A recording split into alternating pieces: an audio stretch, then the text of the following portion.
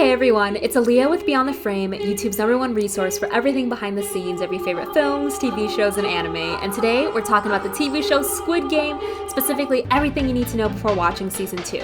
In this video, I'm going to give some insight into the characters, Season 2's storyline, as well as episode theories on what we can expect to happen, especially with our main character, Sung Gi-hun. Plus, I'll tell you about the insane story of the director, the decade he spent trying to get Squid Game made, and how he was cut out from almost $1 billion in revenue after the show's massive success. So stay with me as we jump into Season 2 of Squid Game. 이제는 아무도 안 부르는데. 가자. 형.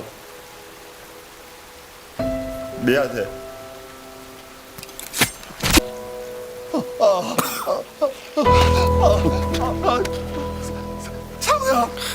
Season 1 ends with Gi-hun looking depressed as ever. Like, seriously, his acting is amazing. And he's given a Squid Game card that leads him down the path of discovering Player 1, or Oh Il-nam, was the host all along. Definitely shocking for many of us. But since we never technically saw the body, I did wonder in the back of my head if we might see him again thanks to this show's obsession with devastatingly traumatic reveals between characters. At least Gi-hun was able to keep his promise to Se-byuk and Sung-woo taking care of their loved ones. The finale ends with Gi-hun seeing the salesman who originally got him into the game, but by the time he makes it to the other platform, the salesman is gone, thus presenting the bridge the director needed for Gi-hun to once again return to Squid Game, this time to end the game for good. But obviously we know that won't be easy, so here's what's in store for us going into Season 2 of the show. Gi-hun is not the innocent, naive man he once was from Season 1. His soul has been hardened by the death and depravity of the game, and this season is all about him figuring out who the creators are and why they do what they do, with the main antagonist being the frontman, Lee Pyung-hoon,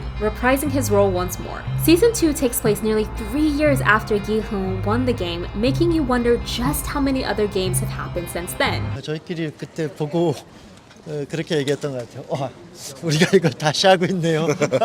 A bit of a backstory on the director. Hwang Dong-hyuk had the story for Squid Game in 2009, but for 10 years he faced constant rejection from both the media companies and actors aware of the project. But in 2019, the project was finally greenlit and he was able to present a you all around to everybody who denied him. However, this quickly took a turn when he was cut out from the deal for back-end revenue, saying he received $0 in residuals, whereas Netflix made $900 million from his show. He said Season 1 was so stressful that he lost several teeth during filming. And the main reason he even agreed to do a second season was to get the money back that he had lost from the first season's mass residuals. So you can imagine how important it was for him to draw attention to the large divide between the rich and the poor in South Korea.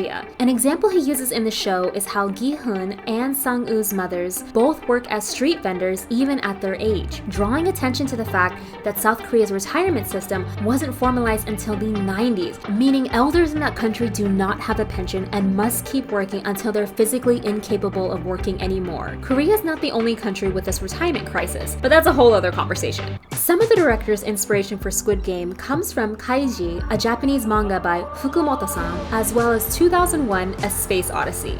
Not to mention the human obsession with fighting to the death dating back to the Gladiators all the way up to Battle Royale and Hunger Games. Now, this brings us to the characters of Season 2. We all know Player 456 and the frontman are reprising their role, and this is very important since the frontman's brother clearly survived the fall and is definitely coming after him after being shot off the cliff. The original salesman, who's known from Guardian, The Lonely and Great God, will be back recruiting more people for the game like a Grim Reaper. An important character to look out for is Player 333, who was once a successful YouTuber but got caught up in the crypto scam that resulted in massive debt for both him and his subscribers. Not to mention his ex-girlfriend, Player 222, who is also joining the game, thanks to his shitty crypto advice. Does this setup remind anyone else of a love interest gone bad? And on top of that, Player 230 was also impacted by the YouTube cryptocurrency scam due to trusting Player 333 and losing all his money. A character who stirred up a lot of controversy in the news is Player 120, played by actor Park Sung-hoon.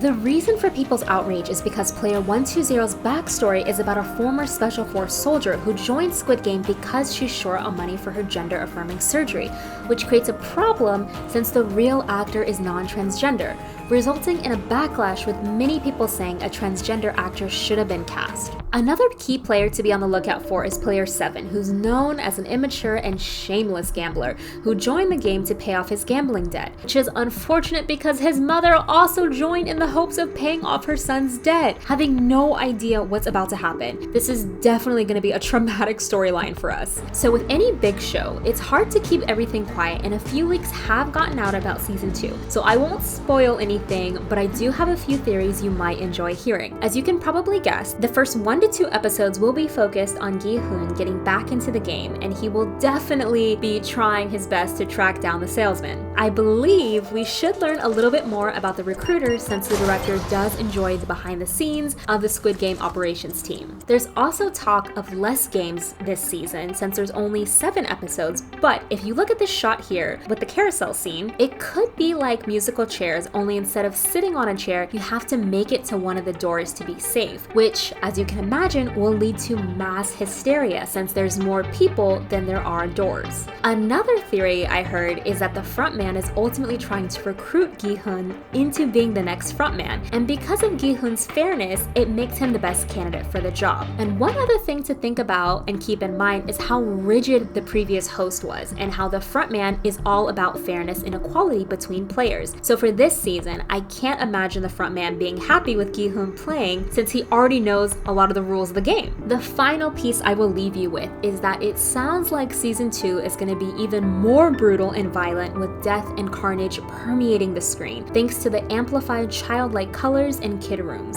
And it's only going to get more intense since season 3 has already been confirmed. This is Aaliyah with Beyond the Frame, Squid Game season 2. Are we in? Are we out? What do we think? Let me know. As you watch season 2, definitely leave a comment about what you think is going to happen next and how you're feeling compared to season 1. I definitely want to hear your thoughts because I am a trivia nerd with a fascination for stories and themes. And remember to like, subscribe, and I'll see you next time.